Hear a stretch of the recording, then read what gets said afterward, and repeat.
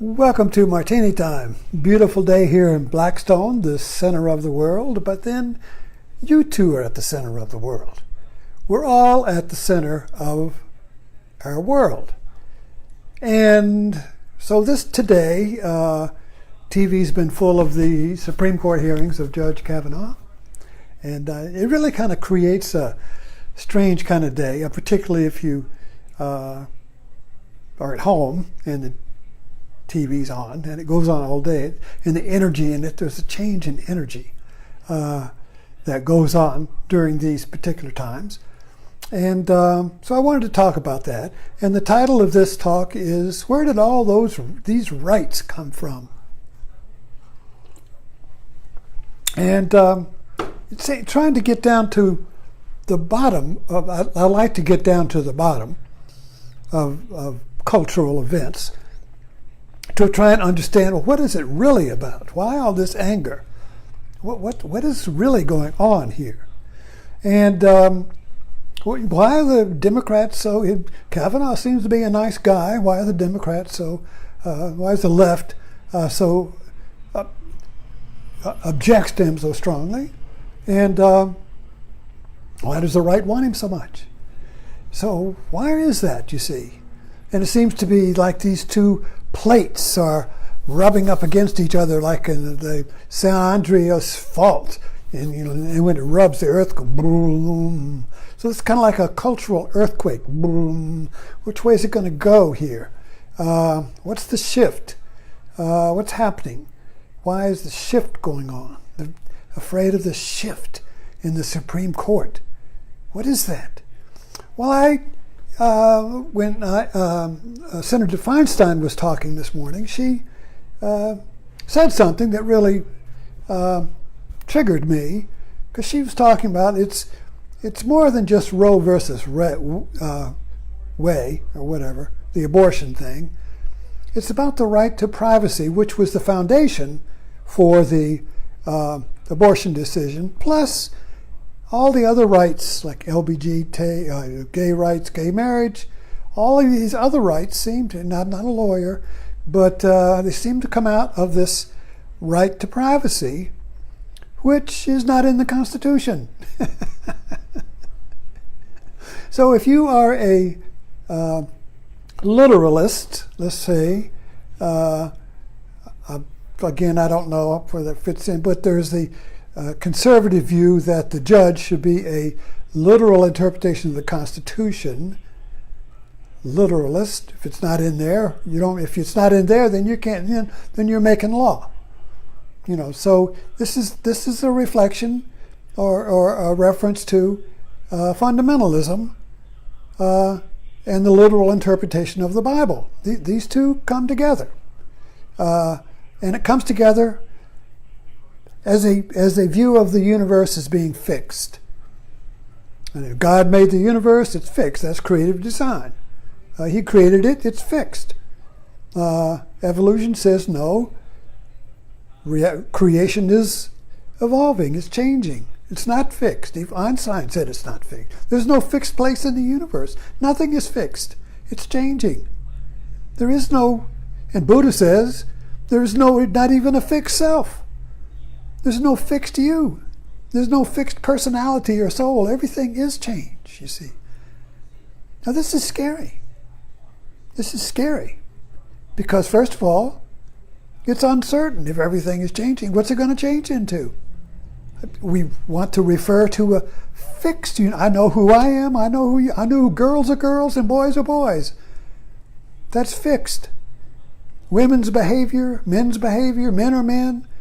That's fixed, So there's a certain conservatism in all of us that wants a fixed universe, a fixed place. We get very panicked if suddenly everything is unfixed, which is what an earthquake is. We panic in an earthquake because everything is unfixed. We assume that the earth is fixed, but suddenly it's not. That really terrifies us. So we even go to amusement parks to pay to be unfixed and get a thrill of death, to be unfixed. But it's controlled, so we don't panic. We enjoy the uncertainty because it's controlled.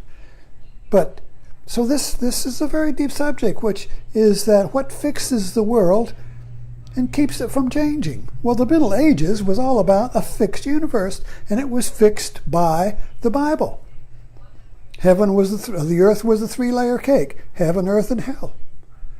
And the whole purpose of life was to go up and not go down. And the Bible described the universe. It was a biblical universe. It was fixed. The sun rose and set around the earth. The earth was the center of the universe.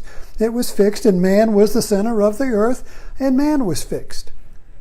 Well, Copernicus destroyed the cosmological picture of the universe as the earth being the fixed center, and then Darwin destroyed the idea that man was the fixed species. We evolved. It's changing. Everything is changing. Even God is evolving. See, now the last thing, God is fixed. He can't change. But get into comparative religions and mythology, you see that even God evolves. God changes with time. You can see it in your own life. You start out with a child's idea of God. You end up with a middle-age idea of God, and you end up with another one when you get older. You see, God changes. You change. If God is fixed, then you're fixed. If you're fixed, you can't change. If you can't change, well, if you can't change, then you're not creating yourself. You're stuck in time. You're fixed. And that's the definition of suffering. You can't change. You are determined. You are conditioned. You're a robot. You're a machine, you see. And that goes contrary to our heart. So there's a definite conflict here going on that I think this Supreme Court battle is reflecting on the surface, you see. And that there is two views fighting for supremacy in America. And you could break it off into conservative and liberal, left and right, or whatever. But it's best pointed out in the conflict between creative design and evolution. Evolution is a changing world. So is the Constitution then, for the conservative, is fixed, and it fixes America. It fixes rights. So where are all these rights? And I remember back in the 60s, the liberal court, the Warren Court, was changing the rights. It was the rights of blacks. What? They don't have any right. It was the rights of women. What? They don't have any rights. It was the rights of gay. What? Gay people don't have any rights. It was the rights of LGBT. What? They don't transgender. They don't have any rights. It was the rights of workers. What? They don't have any rights. It was the rights of criminals. What? They don't have any rights. Where do all these rights come from? You're disturbing a fixed universe. You're disturbing a fixed society. Don't rock the boat, you see.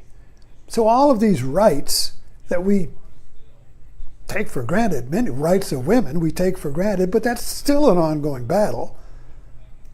And of course the rights of black people, that's still an ongoing battle.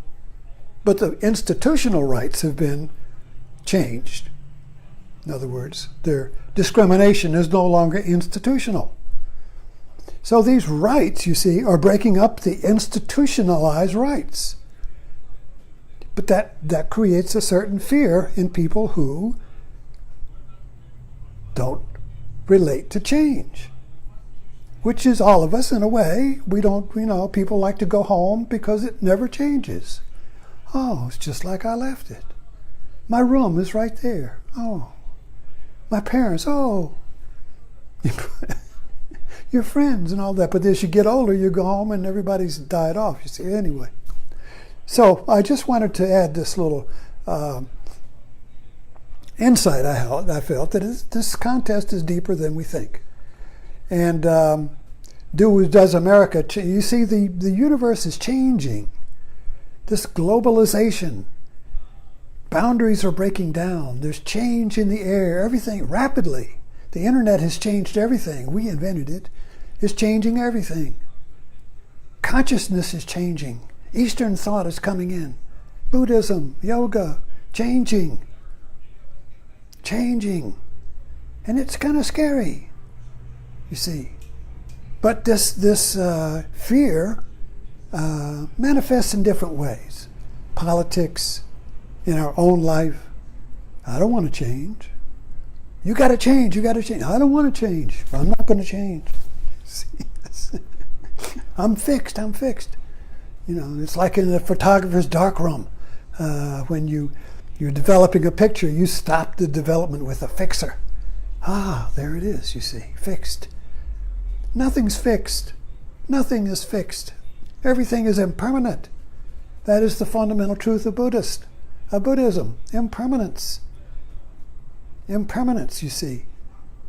You have to ride impermanence like a surfer. You can't be fixed and ride a wave. The moment you're fixed, you fall off. The moment you're fixed, you lose your balance. Only when you're unfixed can you keep your balance on a wave. Can you keep your balance on a mountain bike? We all learn that when we ride a bike. Balance is a moving balance. It's balancing on movement. So you're constantly updating.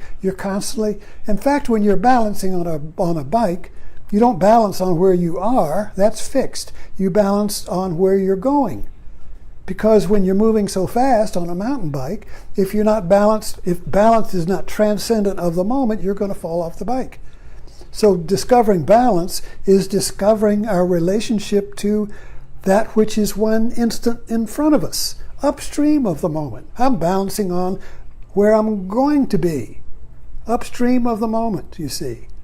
And that hasn't been created yet. So I'm balancing on a still point that is upstream of the moment that is form.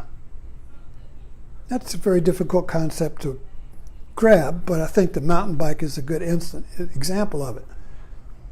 Anyway, so this is all about balance. Do you balance on the Constitution, or do you balance on a changing world? And come up with laws that maintain our balance with the change in the world, or do you just maintain the laws of where you've been? Do you balance on the wave you're on, or do you balance on the wave you were on 5 minutes ago? Think about that. Thanks for dropping in.